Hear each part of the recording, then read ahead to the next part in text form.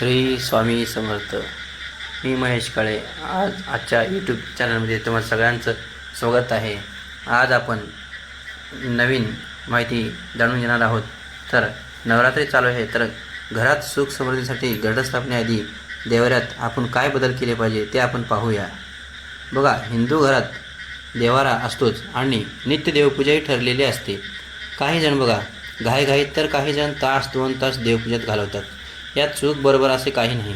संत ज्ञानेश्वर बघा म्हणतात तसं देवाची या द्वारी उभा क्षण बरी तेणे मुक्तिचारी साधी येला. अर्थात बघा, मनापासून केलेले आपल्याला उद्वारून नेते. मग बघा, आपल्याला सवडीने कोणी कितीही वेळ द्यावा, त्यातील शुद्ध भाव महत्त्वाचा हे लक्षात ठेवावं लागते. बघा, त्याबरोबरच देवपूजेमध्ये काही कळत न कळत घडणाऱ्या चुका टाळाव्यात. आणि बघा, काही नियम आहेत, त्या नियम बघूया आपण. 3 ऑक्टोबर रोजी बघा नवरात्र सुरू होत आहे. त्यामुळे बघा, घटस्थापनेआधी दिलेले बदल आपण अवश्य करायला पाहिजे. बघा, देवपूजा ही देवाची पूजा असली तरी त्यात मन एकाग्र व्हावे यासाठी तो उपचार असतो. बघा, धूप, दीप, अगरबत्ती, गंध, अक्षता, पंचामृत, स्नान अर्पण करून देवाला फूल वाहेपर्यंत मनाला देवपूजेत गुंतवून ठेवायला हा त्यामागचा मुख्य हेतू असतो.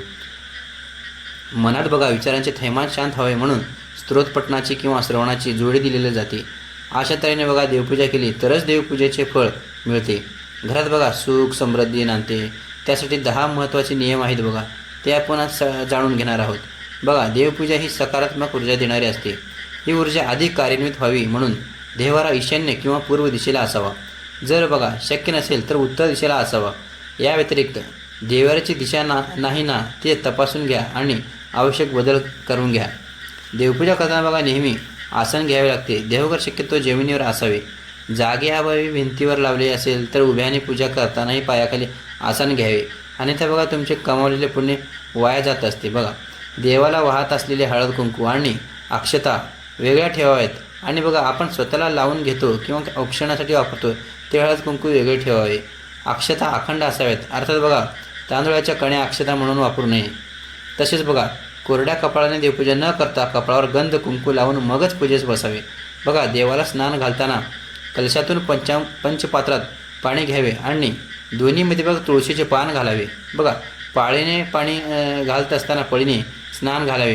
पंचामृताने किंवा दुधाने थेंब थेंब वाहत पुन्हा स्वच्छ पाण्याने स्नान घालून देव पुसून मग देवाला ठेवावेत. बघा, पूजेची भांडी तांबे, पितळ, चांदी किंवा पंचधातूची असावीत, पण काचेची, स्टीलची, ॲल्युमिनियमची वापरू नयेत. बघा, शुभिवंत उपकरणे वापरण्यापेक्षा टिकाऊ उपकरणे वापरणे योग्य ठरते. तसेच बघा, धातूची भांडी वेळोवेळी स्वच्छ करून ठेवणे सोपे जाते. बघा, देवासमोर लावला जाणारा दिवा जो आहे किंवा समई स्वच्छ ठेवत जायचं. बघा, त्यामध्ये काही घाण असेल तर ती काढत जायची. घाण असलेला दिवा लावायचा नाही. त्यामुळे बघा आपल्याला देवपूजा केल्यासारखी वाटणार नाही. त्यात बघा काजळी धरणार नाही याची काळजी घ्यायची. वेळोवेळी वात बदलून घ्यायची.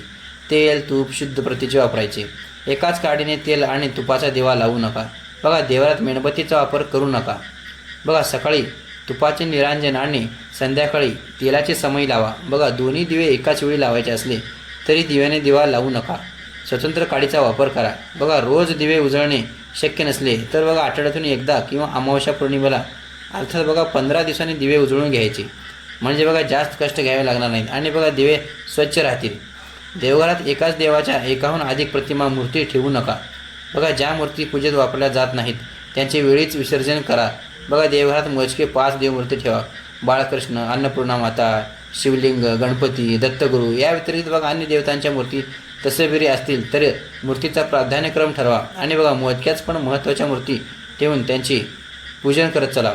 देवघरातील मूर्ती किंवा बघा तसबीर अभंग अर्थात भंग न पावलेली असावी. ज्या मूर्ती भग्न अवस्थेत असतील त्यावेळीच विसर्जित करणे किंवा त्यांची डागडुजी करून घेणे महत्त्वाचे आहे. बघा, देवाला जी फुला वाहतो ना ती अंगठा, मध्यमा, अनामिका या 3 बोटांचा वापर करूनच वाहावीत. निर्माल्य झालेली फुलं काढून टाकावीत. बघा, ताजी फुलं वाहावीत. ताज्या पदार्थाचा नैवेद्य दाखवावा. बघा, आपण रोज काही स्वयंपाक करत असतो, तो पहिला नैवेद्य आपण देवाला दाखवला तरी पण चालेल. बघा, बाकी काही शक्य नसेल तर गूळ, खोबर, गूळदाणे किंवा फक्त दूध देवाला दिले तरी तो संतुष्ट होतो. बरं का, देवाऱ्यातील अन्नपूर्णेची मूर्ती कायम तांदूळाची आरास करून त्यात ठेवावी. बघा, धान्य हे सुबत्तेचे लक्षण आहे. त्यामुळे देवीला आपण जे अर्पण करतो ते बघा चौपटीने परत करते. म्हणून देवीचे आसन धनधान्याने परिपूर्ण असावे लागते. बघा, देवघरामध्ये देवाच्या मूर्तीबरोबरच शंखाचीही पूजा करावी आणि शंखात पाणी भरून ते तीर्थ घरभर शिंपडावे व शक्य तेवढ्या मोठ्याने शंखनाद करावा. त्यामुळे बघा घरातील नकारात्मक ऊर्जा नष्ट होते, सकारात्मकता निर्माण होते. बघा, देवपूजा करताना शक्यतो स्तोत्र म्हणावे, मंत्रोच्चार करावा, 108 मण्यांची जपमाळ ओढावी आणि बघा किमान एक आरती म्हणत पूजेची सांगता करावी. या सगळ्या गोष्टींना 2 तास लागत असे नाही. थोडीशी पूर्वतयारी, साहित्याचे नियोजन आणि शुद्ध सात्विक भाव असेल तर देवपूजा यथोचित पूर्ण होऊ शकते. बघा, आजचा व्हिडिओ तुम्हाला कसा वाटला तो तुम्ही मला कमेंटद्वारे कळवू शकता. बघा, व्हिडिओ आवडल्यास व्हिडिओला लाईक करत चला, शेअर करत चला. असेच मी तुमच्यासाठी नवीन व्हिडिओ बनवत जाईन.